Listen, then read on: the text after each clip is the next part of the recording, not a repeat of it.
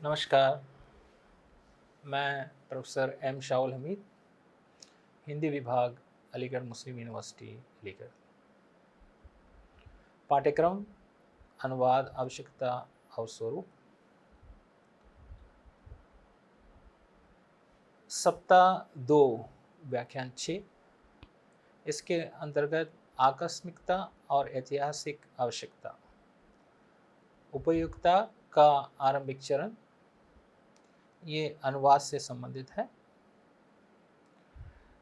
इस पर हम आज चर्चा करेंगे। आरंभिक चरण एक भाग है ये। इससे संबंधित हम 5 भाग करेंगे। अनुवाद की आवश्यकता, आकस्मिकता और ऐतिहासिक आवश्यकता, और फिर उसमें उपयुक्तता का आरंभिक चरण पर जब हम बात करेंगे तो अनुवाद हमें आवश्यक है, ये हम मानते हैं। लेकिन कैसे, किस तरह से, कितने हद तक, इसकी सीमा क्या है, ये आज की चर्चा में हम देखेंगे।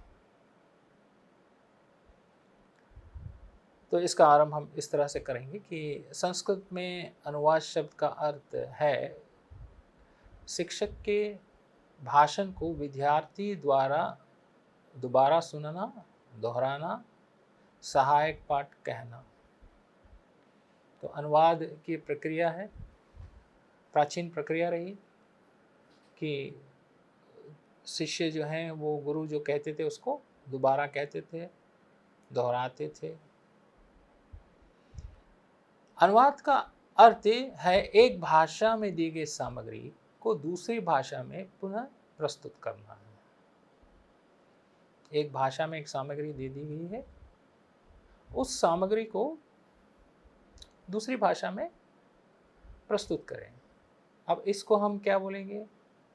जिस भाषा में वो सामग्री है वो स्रोत भाषा, और जिस सामग्री में वो प्रस्तुत करनी है वो लक्ष्य भाषा में। अनुवाद का मूल उद्देश्य मूल भाषा के विचारों को लक्ष्य भाषा में यथासंभवतः मूल रूप में प्रस्तुत करना है। तो हमें जितनी कोशिश करें उसको लाने में, उतनी हमें कोशिश करनी पड़ेगी।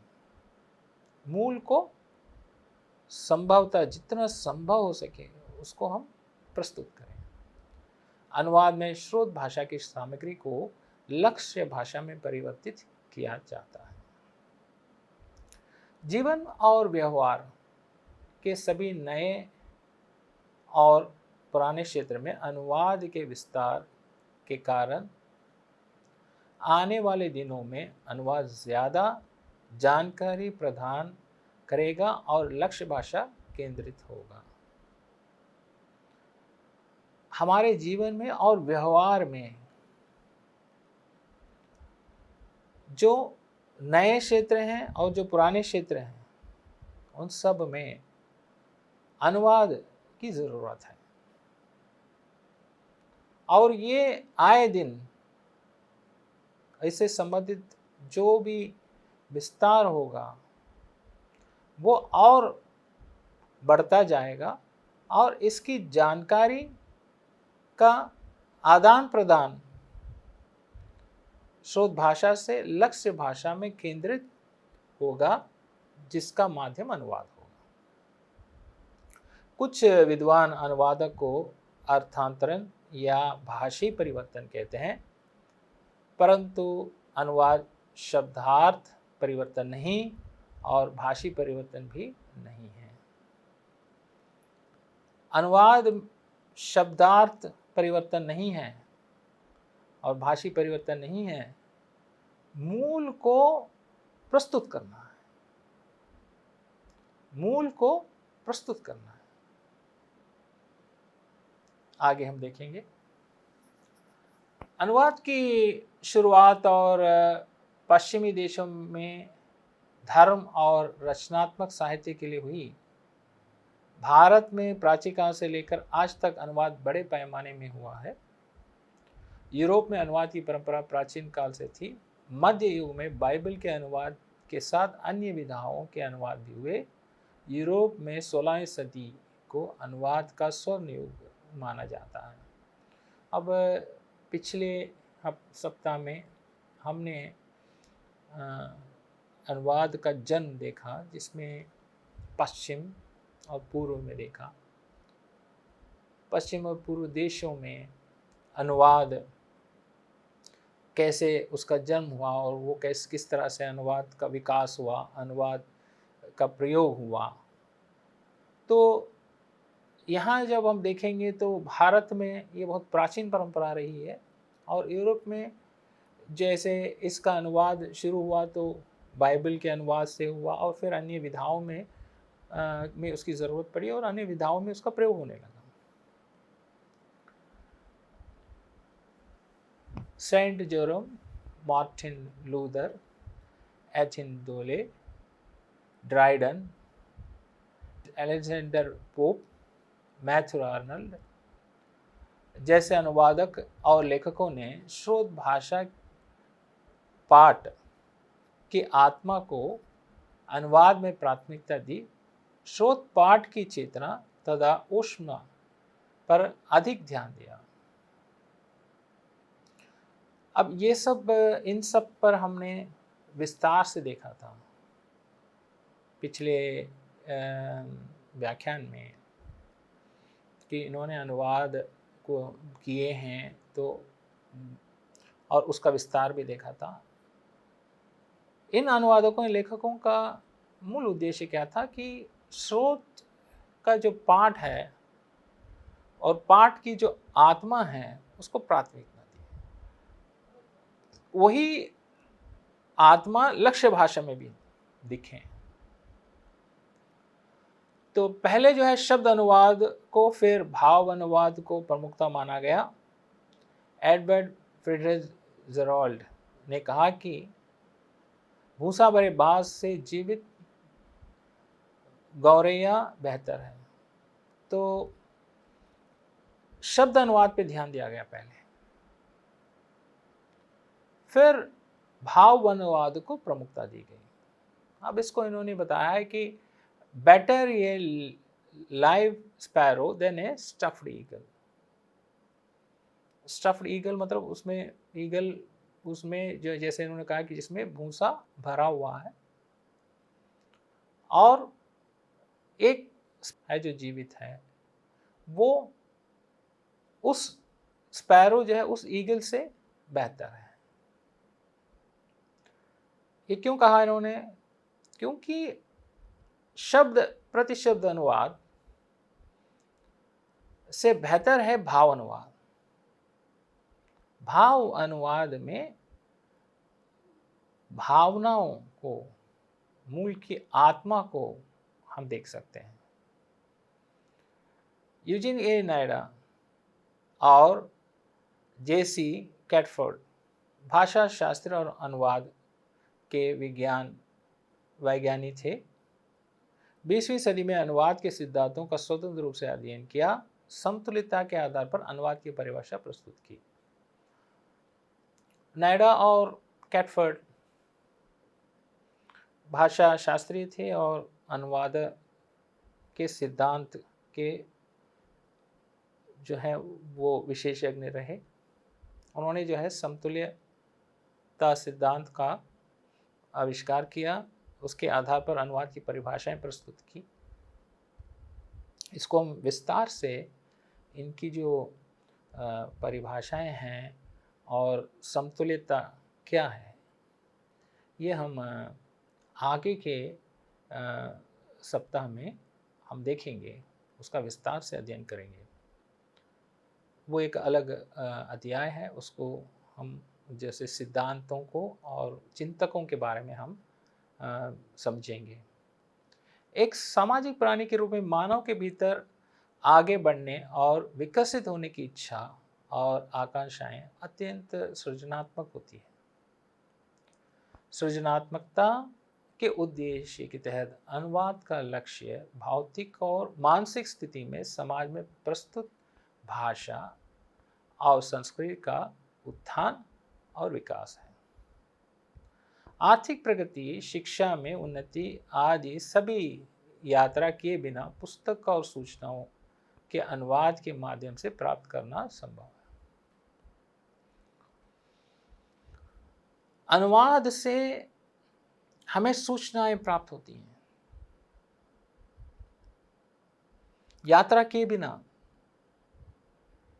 अर्थ का प्रयोग किए बिना अगर हमें कहीं जाना है, दूसरे देश के जो वहाँ का ज्ञान हमें प्राप्त करना है, तो हमें पैसे खर्च करके जाना है। एक दूसरा यह है कि वहाँ जाकर हमें जो है वहाँ के यात्रा करके जाएं और वहाँ की चीज़ों को हम प्राप्त करें। लेकिन अनुवाद क्या करता है हमें? अनुवाद वहाँ का ज्ञान हमें जहाँ हम बैठे हैं वहाँ प्राप्त कर देता है, पुस्तकों के माध्यम से, या आजकल कई अन्य विधा हैं और कई आधार हैं इन आधारों से हमें अनुवाद से ज्ञान प्राप्त हो जाता है। फ्रांस में वोल्टेयर के लेखन से आंदोलन, जर्मनी में हिटलर का नाज़ीवाद, रूस में किसानों और श्रमिकों सरकारों की स्थापना जैसे जानकारी अनुवाद के माध्यम से प्राप्त होती है। फ्रांस, जर्मनी, रूस, अमेरिका जैसे देशों से जानकारियां अनुवाद के द्वारा अंग्रेजी से और भारत में हिंदी से तेलुगु, कन्नड़, मलयालम, तमिल जैसे राज्यों की भाषाओं में वसुधैव कुटुंबकम के विचार को साकार करने में अनुवाद दुनिया के हर व्यक्ति को दूसरे व्यक्ति के परिवार और विचारधाराओं के बारे में संपूर्ण जानकारी प्रदान करने में महत्वपूर्ण भूमिका निभाता है। अब हम देखें कि जो विदेशों में हुआ आंदोलन, अब जहाँ पे हुआ, फ्रांस में आंदोलन हुआ, जर्मन में नाज़ीवाद, हिटलर का नाज़ीवाद है, रूस में किसानों और श्रमिकों का आंदोलन हुआ, वहाँ की सरकार की स्थापना हुई। इसकी जानकारी हमें अनुवाद के माध्यम से मिलती है। हम अनुवाद के माध्यम से हम जान लेते हैं। अभी कैसे प्राप्त हुई? जैसे अंग्रेजी एक माध्यम रही, अंग्रेजी का हिंदी में और हिंदी का हमारे भारत के अन्य भाषाओं में, इससे हमें सब जानकारी प्राप्त हुई। हर एक व्यक्ति दूसरे व्यक्ति के विचार को, उसके परिवार से संबंधित सूचनाओं को अनुवाद के माध्यम से प्राप्त कर सकता है। और वो व्यक्ति विदेश में हो, माध्यम भाषा, उस भाषा से हमें क्या प्राप्त होता है? हमें अनुवाद के माध्यम से ज्ञान प्राप्त हो जाता है। अब उदाहरण के लिए रविन्द्रनाथ टैगोर की गीतांजलि के अनुवाद के जरिए पश्चिमी देशों को भारतीय दर्शन और संस्कृति का से परिचित हुए और टैगोर के अनुवाद को नोबेल पुरस्कार भी मिला। तो ये कैसे संभव हुआ? अनुवाद के माध्यम से हुआ। भारतीय संस्कृति, भारतीय दर्शन पूरे विदेश में प्रसिद्ध है। विदेश जितने दूसरे देश हैं वो भारतीय संस्कृति और दर्शन से प्रभावित हैं। ये हमें कैसे प्राप्त है? ये प्रसिद्धि हमें कैसे प्राप्त हुई? अनुवाद के माध्यम से। अनुवाद, भारत में अनुवाद की परंपरा प्राचीन है, लेकिन 21वीं सदी के अंत में दुनिया भर में अनुवाद का महत्व और उपयोग को स्वीकार किया गया। प्राचीन काल में पुनर्कथन रूप में समझा जाने वाला अनुवाद का कार्य आधुनिक समय में व्यवस्थित और योजनाबद्ध ज्ञान के आधार पर बदल गया। आज के आधुनिक समय में दुनिया भर में अनुवाद जीवन का एक अनिवार्य हिस्सा बन गया है। 20वीं सदी के अंत और 21वीं सदी की शुरुआत में अनुवाद की आवश्यकता सभी क्षेत्रों के लिए है। प्राचीन परंपरा से चला आ रहा अनुवाद कैसे शुरू हुआ है? पुनःकथन है। गुरुकुल प्रणाली में शिष्य जो गुरु जो कहते थे उसको दोहराया जाता था, वहां से शुरू हुआ। अब 20वीं सदी 21वीं सदी के अंत में जो अनुवाद भारत की परंपरा से शुरू हुआ, आज एक आवश्यक अंग बन गया है। सभी क्षेत्रों में अनुवाद का प्रयोग होने लगा है। अनुवाद के बिना हम ज्ञान प्राप्त नहीं कर सकते, ऐसी स्थिति हो गई है। भारत को स्वतंत्रता मिलने के बाद विश्व के बहुभाषी समुदाय के साथ संपर्क के कारण भारत में विज्ञान और प्रौद्योगिकी का विकास हुआ। इसका परिणाम स्वरूप देश के आर्थिक और राजनीतिक स्थिति में बदलाव हुआ। तो भारत जैसे स्वतंत्र हुआ, भारत स्वतंत्र होने के बाद, जैसे अगर हम देखें पूरे भारत को देख लें, स्वतंत्रता से पहले सभी विभिन्न राज्य रहे पूरे भारत में। अलग अलग हमारे जो प्रदेश हैं, राज्यों के राजा अलग अलग रहे। स्वतंत्रता के बाद एक भारत हुआ। जैसे गुजरात, वहाँ के राजा अलग, राजस्थान के राजा अलग, दक्षिण तमिलनाडु के राजा अलग, और ये सब अंग्रेज के अंतर्गत आते थे। जैसे भारत स्वतंत्र हुआ तो सब भारत बन गया। सब राज्य जो वहाँ के जो मुख्यमंत्री बने चुनाव के आधार पर, और प्रधानमंत्री जो है उन सबके मुख्यमंत्रियों के केंद्र सरकार के रूप में हमारे सामने प्रस्तुत है। तो इसके कारण क्या हुआ? बहुभाषी समुदाय के साथ संपर्क का कारण, पहले तो हमारे भारत के में ही बहुत सारे राज्य और उन राज्यों की भाषाएं अलग अलग। अब इन राज्यों के बीच संपर्क, खुलकर संपर्क हुआ, क्योंकि सभी मुख्यमंत्रियों का प्रमुख प्रधानमंत्री, केंद्र सरकार, उसके अंतर्गत राज्य सरकार, ऐसा जो ढांचा हमारा संविधान का बना है। तो इससे क्या हुआ? समुदायों के बीच संपर्क, लोगों के बीच संपर्क, राज्यों के बीच संपर्क बढ़ा, जिससे विज्ञान और प्रौद्योगिकी का विकास हुआ। देश की आर्थिक और राजनीतिक स्थिति में बदलाव आया। तो तब सब ताकत मिल जाती है, या सबका ज्ञान मिल जाता है एक जगह, या उसका आदान प्रदान हो जाता है, तो क्या होता है? विकास, भारत का विकास हुआ। विश्व के अधिकांश प्रमुख देशों में एक मुख्य भाषा के साथ साथ अनेक भाषाएं चलती हैं। देश की भौगोलिक सीमा के भीतर भाषाएं विभिन्न रूप में होती हैं। विभिन्न भाषाएं बोलने वाले लोगों के बीच उनकी अपनी संपर्क भाषा और राज्य भाषा होती है। अनुवाद के कार्य के जरिए अंतर्राष्ट्रीय स्तर पर कई देशों के बीच राजनीतिक, आर्थिक, सांस्कृतिक और विज्ञान और प्रौद्योगिकी के लिए आदान प्रदान की आवश्यकता बढ़ने लगी, और ये बढ़ रही है।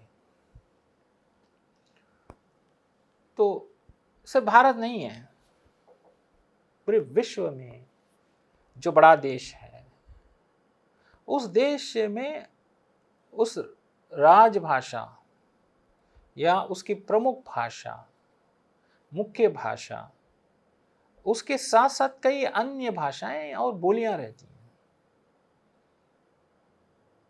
ठीक है।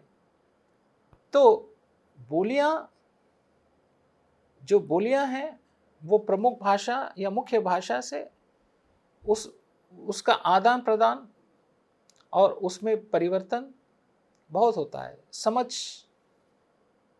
आप समझ कैसे लाएंगे? क्योंकि मुख्य भाषा से बोलियां अलग हैं। अब उदाहरण के लिए आप ले लीजिए ब्रज भाषा है और दूसरी भाषा बंगला है। अगर आप ले लें, ब्रजभाषी बंगला भाषा को कैसे समझेंगे? अब यहां सेतु क्या है? अनुवाद है। दोनों भाषाओं के बीच एक सेतु है, वो सेतु क्या है? अनुवाद है। जी गोपीनाथन के विचार में अनुवाद आज मानव की सामाजिक आवश्यकता बन गया है। आज के संकुचित होते हुए विश्व में सूचना के आदान प्रदान के लिए साधन के रूप में अनुवाद अपनी मजबूत भूमिका निभा रहा है। अनुवाद का दैनिक जीवन में बहुपरकता और व्यापकता महत्व है। तो गोपीनाथन क्या कहते हैं? मानव की आवश्यकता बन गया है आज अनुवाद। आज के संकुचित होते हुए विश्व में, विश्व संकुचित हो गया है। सूचना के आदान प्रदान के साधन बढ़ गए हैं, उसकी वो एक मजबूत भूमिका निभा रहा है। अनुवाद जो है दैनिक जीवन में एक व्यापक रूप लिया है और उसका महत्व बढ़ गया है। तो इनके विचार में अनुवाद का महत्व अधिक है। भारत जैसे बहुभाषी देश में अनुवाद का उपयोग और महत्व अत्यंत प्राचीन है। अनुवाद से भारत के कई राज्यों में मौलिक एकता को उजागर करता है। अनुवाद लोगों को अलग रखने वाली भौगोलिक और भाषी दीवार को तोड़ता है और दोस्ती की भावना पैदा करता है।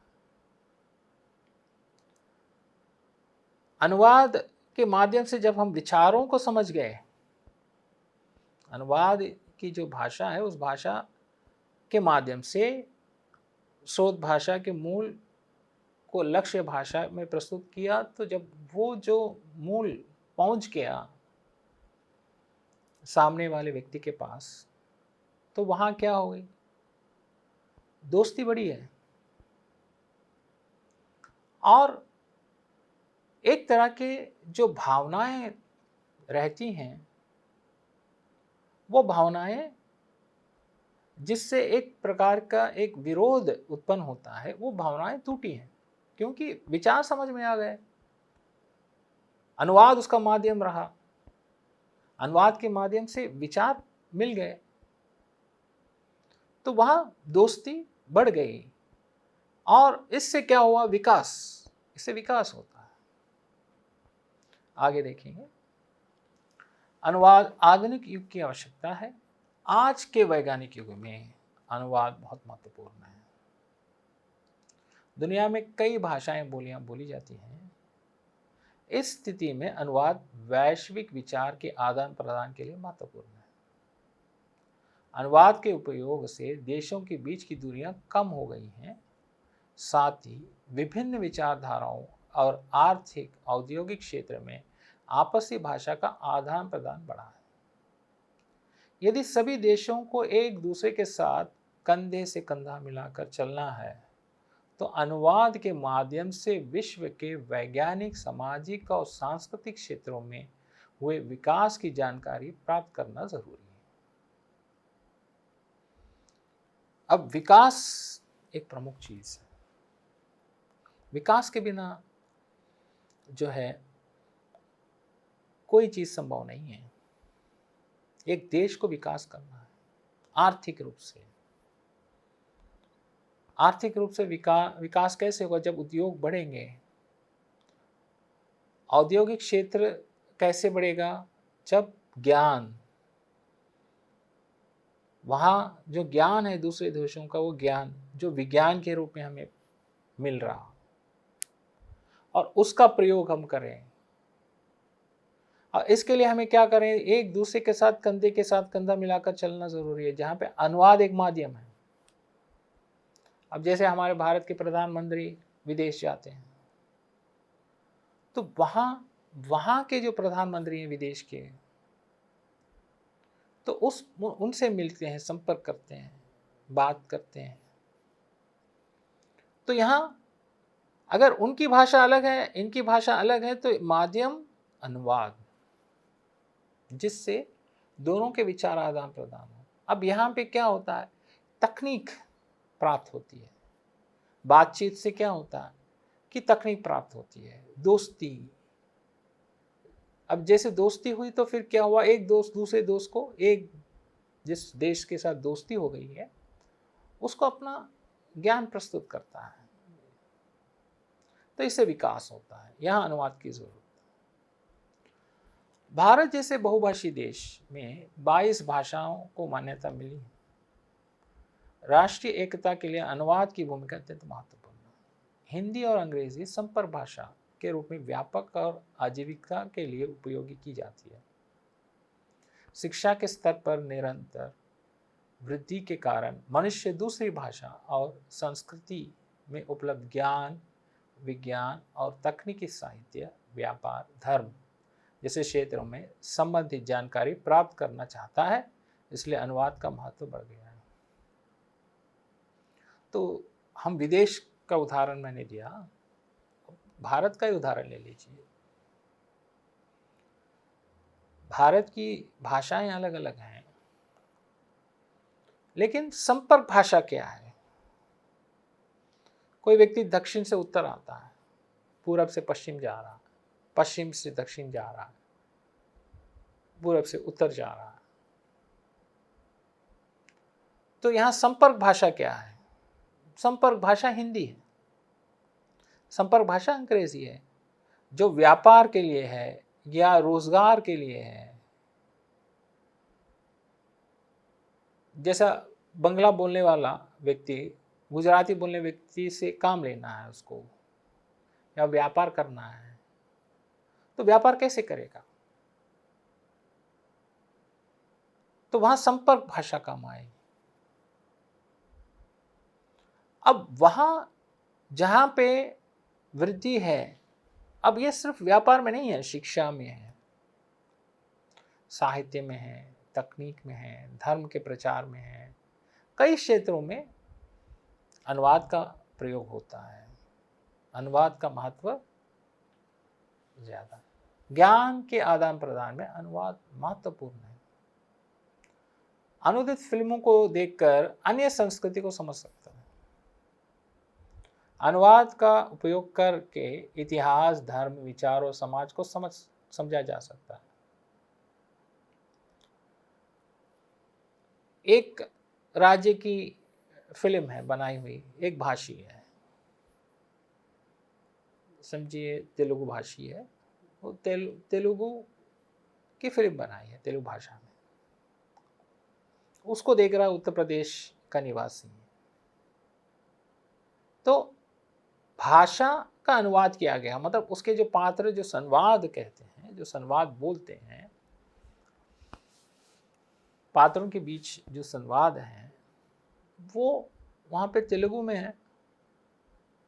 अब उसको यहाँ उत्तर प्रदेश में हिंदी में उसका अनुवाद के माध्यम से हम समझते हैं। हिंदी में जब वो बोलता है तो हम उस फिल्म को समझेंगे, तो हमें संस्कृति की पहचान होती है, समझ आती है। क्योंकि संस्कृति हर राज्य की अलग अलग है, हर क्षेत्र की अलग अलग है। अब इसके उपयोग से क्या है? अनुवाद के उपयोग से इतिहास, धर्म, विचार और समाज को समझा जा सकता है। उस क्षेत्र के इतिहास को, उस क्षेत्र के समाज को, उस क्षेत्र में जो प्रचलित धर्म है उसको, विचार को हम समझ सकते हैं।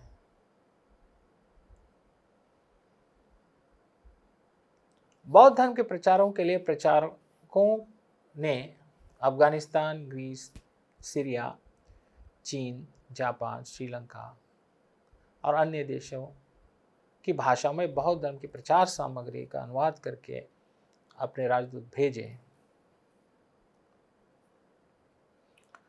तो ये राजदूत गए तो वहाँ क्या है, अनुदित की गई प्रचार सामग्री है, नहीं तो वो कैसे समझ पाएंगे, दूसरे देश के लोग कैसे समझ पाएंगे आप क्या बोलना चाहते हैं। आप किसी धर्म का प्रचार कर रहे हैं तो कैसे पता चलेगा कि आपका धर्म किस चीज़ को बता रहा है, किस तरह के सिद्धांतों को लेकर है।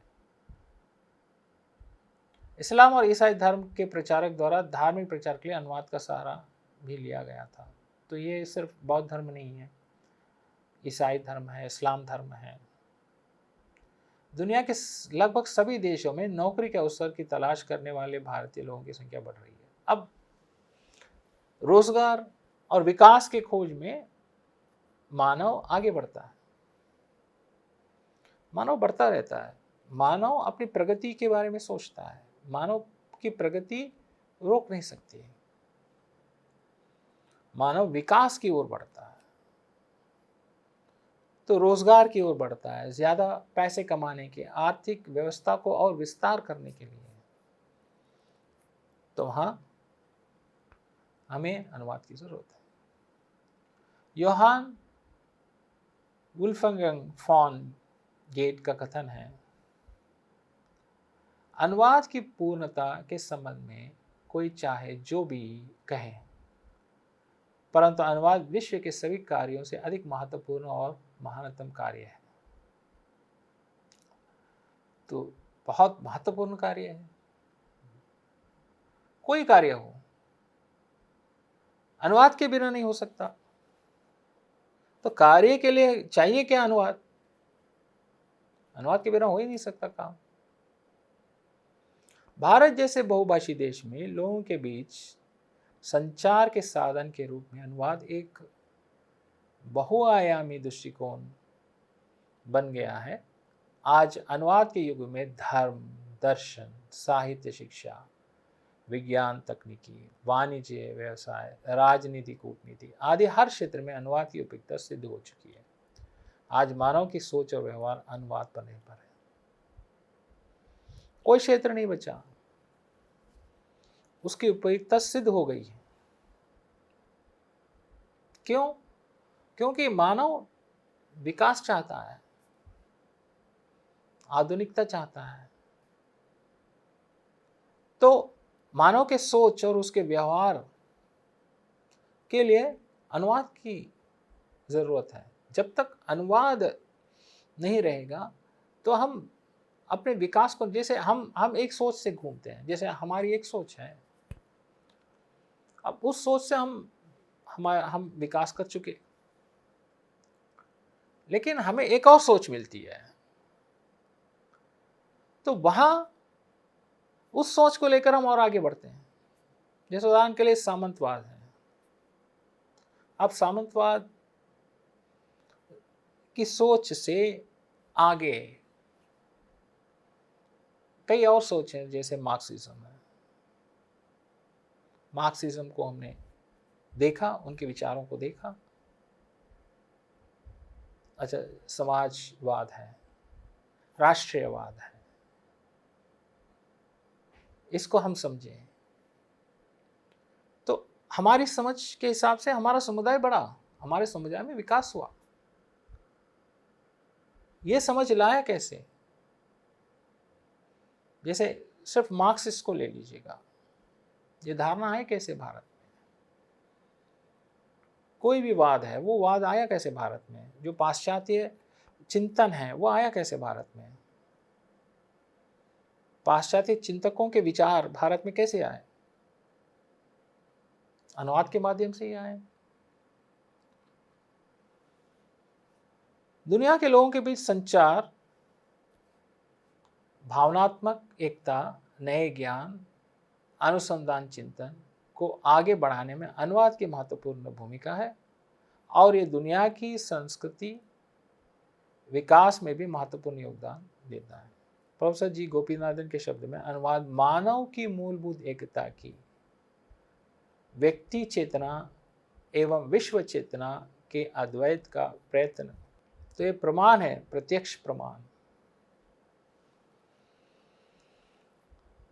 मूल एकता की व्यक्ति चेतना एवं विश्व चेतना, मानव में एक मूलभूत एकता कि व्यक्ति चेतना विश्व चेतना के लिए एक प्रमाण बनकर है अनुवाद।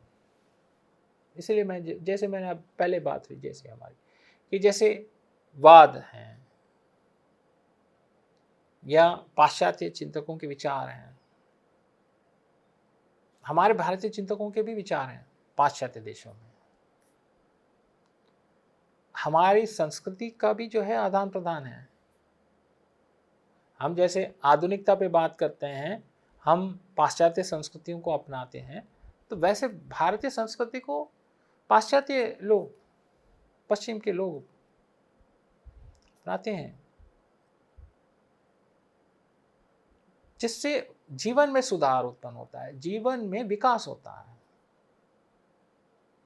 उदाहरण के लिए योगा है, योग यूरोप में, अन्य विदेशों में योग बहुत प्रसिद्ध है। जैसे भक्ति भावनाएं हैं, भक्ति भावना हमारी भक्ति, श्रद्धा, संस्कार, आदर, सत्कार, ये सब कहाँ, पाश्चात्य लोग इससे बहुत आकर्षित हैं। अनुवाद समकालीन जीवन के आधारभूत क्षेत्रों में प्रशासन, विज्ञान, प्रौद्योगिकी, चिकित्सा, कला, संस्कृति, अनुसंधान, पत्रकारिता, जनसंपर्क, दूरस्थ शिक्षा, सुरक्षा, कानून, व्यापार आदि में प्रवेश के माध्यम से ये साबित करता है कि अनुवाद के बिना दुनिया का विकास संभव नहीं है। और इतने सब क्षेत्र तो मैं अभी आपको बता चुका हूँ, और भी क्षेत्र हैं जो हमारे हर दिन के दैनिक जीवन के लिए, दैनिक जीवन, हर दिन हम अनुवाद का प्रयोग कर रहे हैं। हिंदी व्यापार, वाणिज्य, समाचार और सरकारी व्यवस्था की भाषा है।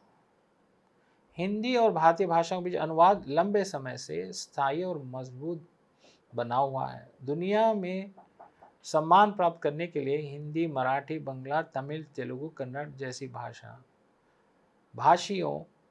भाषाओं को भारत की भाषा के रूप में देखा जाना चाहिए।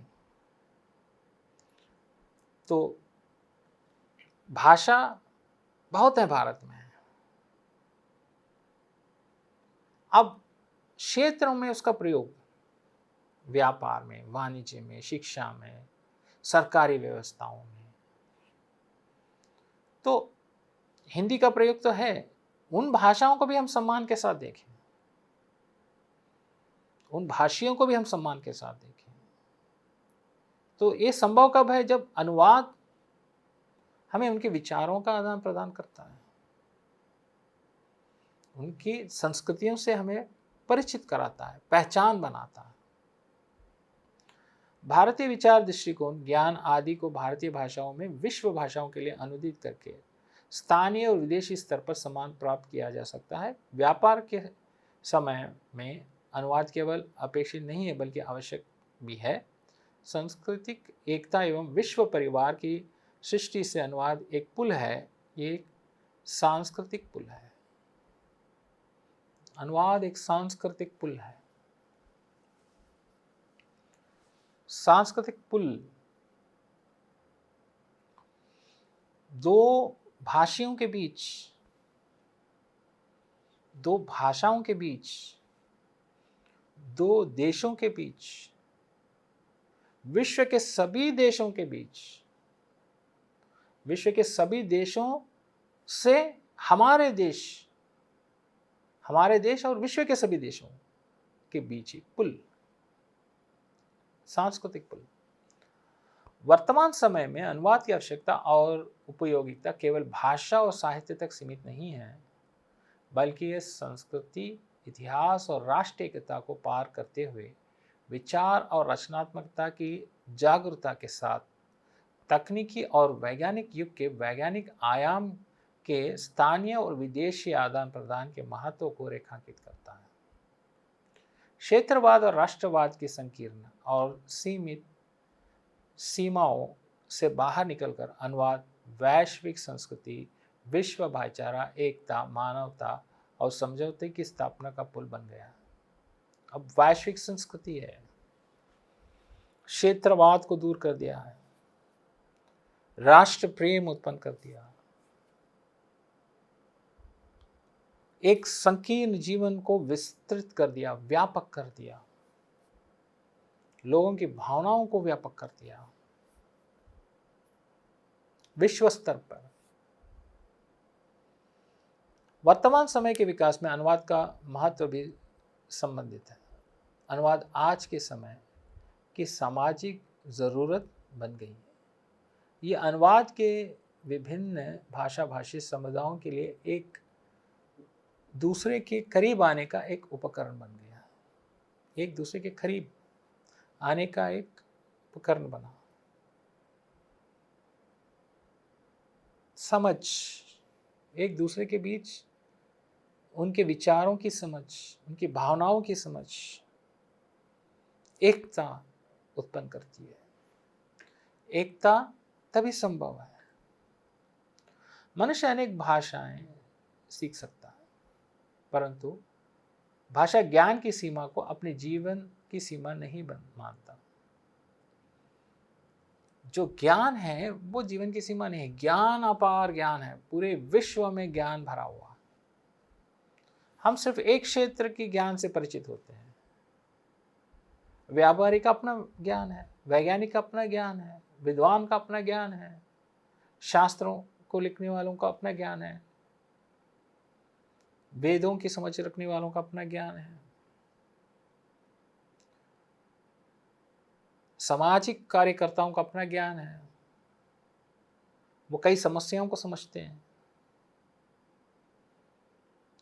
तो यहां वह उन लोगों के साथ सामाजिक, सांस्कृतिक, राजनीतिक, व्यापारिक और व्यावसायिक संबंध स्थापित करता है जो उसकी भाषा नहीं जानते।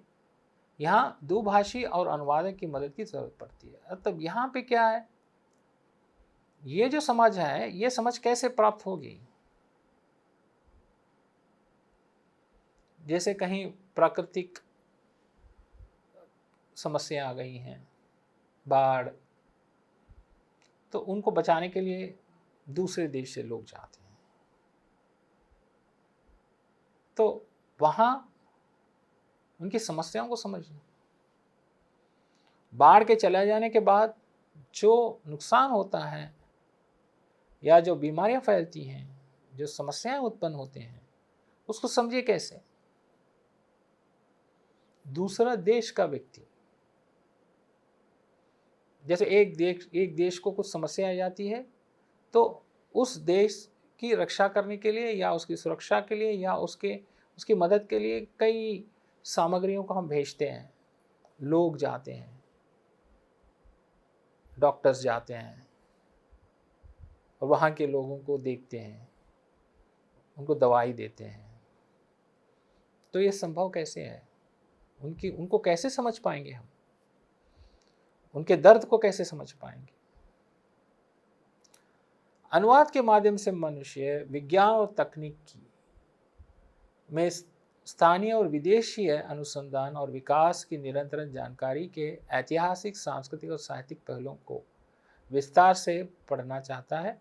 अनुवादक रचनात्मकता के प्रोत्साहन से भी प्रेरित होता है और जब अन्य भाषाओं में नया और अद्वितीयता देखता है तो ये अपने भाषी लोगों तक पहुंचाने का एक तरीका में बदल जाता है। साहित्यिक रचनाएं का अनुवाद प्राचीन काल से रचनात्मकता के प्रोत्साहन से होता आ रहा। अब वो एक व्यक्ति जब दूसरे देश जाता है, दूसरे प्रांत जाता है, तो वहाँ वो कुछ देखता है, किसी चीज़ का ज्ञान होता है। जैसे कई फल जो जिसकी उपज भारत में होती है, तो वो भारत के नहीं हैं, विदेशों से आए हैं, जो हम यहाँ पे उन फलों की खेती करते हैं। कई उत्पादन, कई साधन भारत के उत्पादन नहीं है। तो व्यक्ति जब दूसरी भाषी को देखता है, वहाँ कुछ नई चीज़ देखता है, वो उसको ग्रहण करके लेके आता है। वो चाहे साहित्य के रूप में हो, उद्योग के रूप में हो, रोजगार के रूप में हो, उसको लेके आता। आधुनिक युग में विज्ञान के विकास के साथ जानकारी के महत्व में भी वृद्धि हो रही है। किसी भी जानकारी का किसी भी क्षेत्र में या उस जानकारी को तुरंत अपनी भाषा में उपलब्ध कराने के लिए अनुवादक की आवश्यकता होती है। ज्ञान, वाणिज्य, उद्योग, पर्यटन आदि क्षेत्र में अनुवाद के माध्यम से दुनिया संकुचित हो गई है। वैश्वीकरण के कारण लोगों की एक दूसरे की आवश्यकता को पूरा करने में अनुवाद की आवश्यकता और भी बढ़ गई है। बहुक्षेत्रीय कंपनियों के विस्तार के कारण बाजार दुनिया भर में भाषा की सीमाओं को पार करते हुए अनुवाद की दुनिया के सभी स्थानों पर लोगों तक पहुंचाता है। तो हर एक क्षेत्र है, ज्ञान का, वाणिज्य का, पर्यटन का क्षेत्र है। अब ये क्षेत्र जो है जहाँ पे अनुवाद आ गया, तो उस क्षेत्र की जो भी मुख्य चीज़ें हैं वो एक देश से दूसरे देश से इस देश में आने लगती है। जैसे कंपनियों का विस्तार होता है, जैसे भारत में बहुत सारी विदेशी कंपनियां आ गई हैं और वो उत्पादन कर रही हैं। तो उत्पादन जब करेगी तो फिर वहाँ पे भारत का विकास होता है, क्योंकि रोजगार बढ़ते हैं। भारत अन्य कंपनियों के साथ समझौता करता है। भारत में बनाई गई कई वस्तुएं विदेश में बिकती हैं। अनुवाद एक व्यापक एवं संबंधित कार्य है। नए संस्थाओं के निर्माण के लिए मानवता के व्यापक संदर्भ में अनुवाद महत्वपूर्ण है।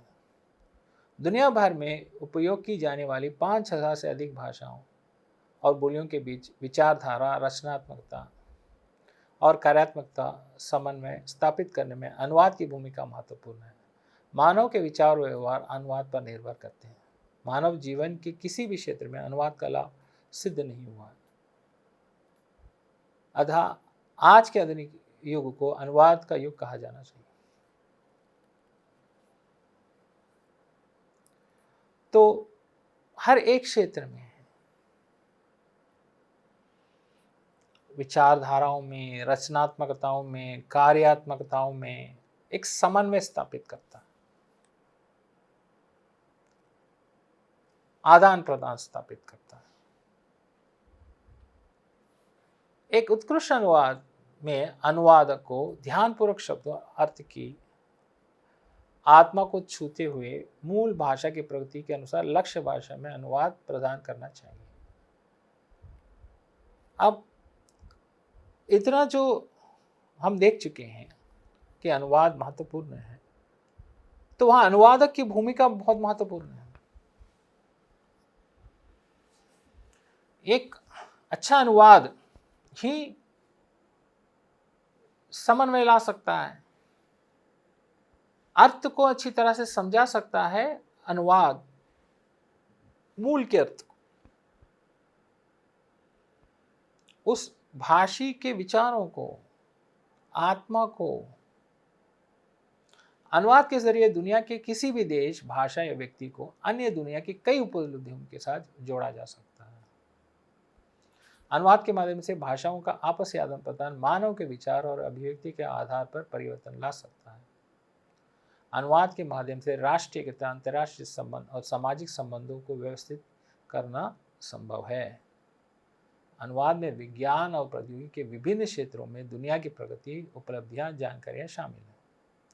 अनुवाद के जरिए नए तकनीकी संस्थानों और आधुनिक अनुसंधानों का परिचय होता है। अनुवाद के जरिए वैश्विक संदर्भ में अनुवाद की बदलती स्थिति को बारीकी से समझा जा सकता है। अगर अनुवाद नहीं है तो विकास नहीं, विकास असंभव है। अनुवाद अध्ययन के माध्यम से विभिन्न हाशियों पर पड़े समाज, जातियां, घरेलू हाशियां और केंद्र से बाहर के वर्गों के इतिहास का मूल्यांकन करना संभव है। अनुवाद समय के अनुसार ज्ञान का एक रूप है। अनुवाद तुरंत कहीं कोई आविष्कार हुआ, तुरंत वो हमें प्राप्त हुआ, तो हमें समय पर हमारा विकास हुआ है। जैसे तकनीकी सामग्रियां हैं, अंतरिक्ष में जाने वाली तकनीक अगर हमें मिल गई है, जैसे अभी हम बात कर रहे हैं 5G की बात कर रहे हैं, भारत में 5G तकनीक है, समय पे प्राप्त हो गई, इसलिए हर एक भारतवासी उसे लाभ उठा रहा। अनुवाद हमें समय पे तकनीक देता है, नहीं तो उस तकनीक को हमारे तक पहुंचते पहुंचते कई सदियां हो जाएंगी, कई समय लग जाएगा, कई साल, कई वर्ष हो जाएंगे। अंत में ज्ञान के व्यापक क्षेत्र के साथ अनुवाद का संबंध वैश्विक रूप से विकसित हुआ है। अनुवाद रोजगार और व्यवसाय के माध्यम से लाखों लोगों को जीविका प्रदान करता है। अनुवाद एक पेशा या जीविका प्राप्त करने का एक तरीका है। व्यवसाय के रूप में ये दुनिया में हजारों करोड़ रुपए के व्यापार का एक महत्वपूर्ण क्षेत्र है। विभिन्न भाषाओं के साहित्य का अनुवाद करके अनुवाद की आत्मा और भावनाओं की एकता का बोध होता है। अनुवाद से दो भाषाओं के उपयोगकर्ता भावनात्मक रूप से एक दूसरे से करीब आते हैं। विश्व की आर्थिक स्थिति के विकास में अनुवाद महत्वपूर्ण होता है, क्योंकि कहीं कोई वैज्ञानिक पैदा हुआ है, उसने एक विज्ञान के आविष्कार किया, एक उत्पादन बनाया, वो उत्पादन पहुंचा दूसरे देश में भी, उसका प्रयोग कैसे करें, उस तकनीक की जानकारी कैसे करें, एक विमान है, उस विमान को कैसे चलाएं, उसका सही प्रयोग कैसे करें, तो यह अनुवाद के माध्यम से है। अनुवाद से दुनिया की प्राचीन सभ्यताएं जैसे कि ग्रीस, मिस्र और चीन भारत के साथ जुड़ी हुई थी। इन विभिन्न सभ्यताओं की विभिन्न भाषाओं का ज्ञान बिना निकटता संभव नहीं है, इसलिए अनुवाद के प्रमुखता को बहुत पहले ही समझ लिया गया है। वैयक्तिक, सामाजिक तथा राष्ट्रीय आवश्यकता की पूर्ति के लिए अनुवाद युग में अनुवाद का दायरा विज्ञान और प्रौद्योगिकी की शाखाओं तक ही सीमित नहीं, इसका दायरा बहुत व्यापक हो गया है। वर्तमान परिस्थितियों में दुनिया तेजी से बदल रही है, देशों और समयों की सीमाएं संकुचित होती जा रही हैं। वैश्विक स्तर पर कई देशों या समुदायों के बीच आपसी निकटता और अन्य समुदायों के साथ संवाद की आवश्यकता बढ़ रही है। तो ये हमारा जो अनुवाद है, ये बहुत प्राचीन सभ्यताओं से है, जहाँ पे हम दूसरे देशों से जुड़े हुए थे। और ये हम जैसे हम पूर्व पर बात कर चुके हैं, अनुवाद के जन्म पूर्व पर, तो वहाँ हम देख चुके हैं कि भारत का अन्य देशों के साथ कैसे संपर्क रहा और अन्य देश का भारत के साथ कैसे संपर्क रहा।